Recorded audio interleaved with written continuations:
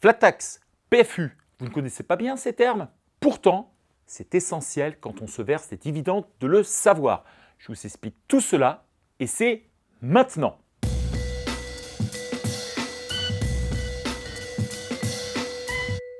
Pour commencer, on rappelle que les dividendes sont pris sur le bénéfice de l'année d'une société ou ceux des exercices précédents.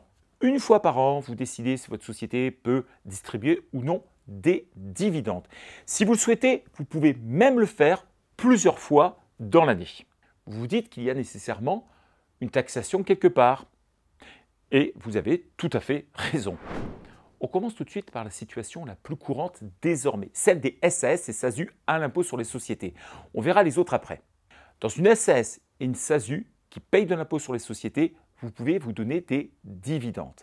Afin de mieux comprendre, dites-vous que vous allez devoir payer de la CSG et de l'impôt sur le revenu. Mais deux solutions sont possibles au moment du paiement des dividendes. On commence par la méthode d'exception, la plus ancienne, mais également la plus complexe. L'ancienne méthode, c'est la progressivité de l'impôt sur le revenu. Pour mieux comprendre, on va retenir 100 € de dividendes versés par la société. Ces 100 €, vous n'en verrez jamais la totalité. Vous allez tout de suite donner au Trésor public 17,20 € de CSG. Au final, il vous reste 82,80 €, c'est-à-dire la différence. Mais attention, vous devez déclarer une somme de 100 € dans votre prochaine déclaration d'impôt sur le revenu. J'ai bien dit 100 € et non les 82,80 € que vous allez toucher réellement. Pourquoi? Tout simplement parce qu'il s'agit des sommes distribuées par votre société.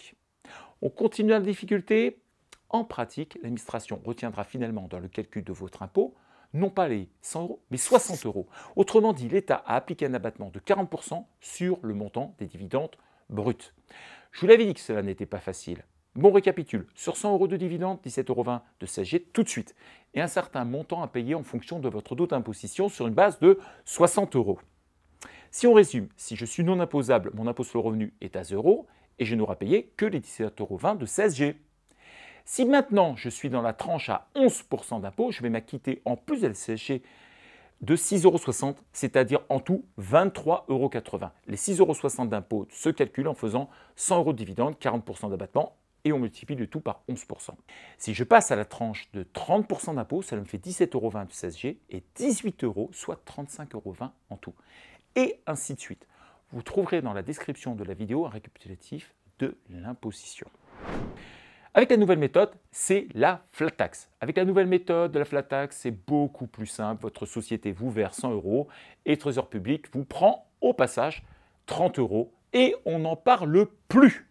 Ces 30% sont la combinaison de la CSG de 17,20 € et d'un taux arbitraire de 12,80%.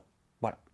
C'est simple. C'est efficace, mais ce n'est pas toujours le bon plan de choisir cette méthode si votre tranche d'imposition est de 0 ou de 11%.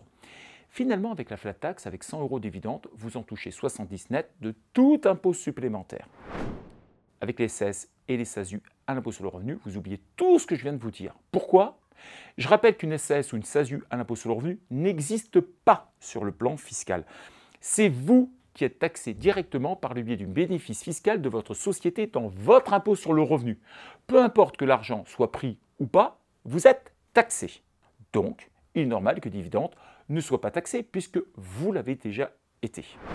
Si vous voulez connaître toutes les astuces fiscales, inscrivez-vous à nos webinaires quotidiens gratuits. Le lien est dans la description. À très vite chez Dux.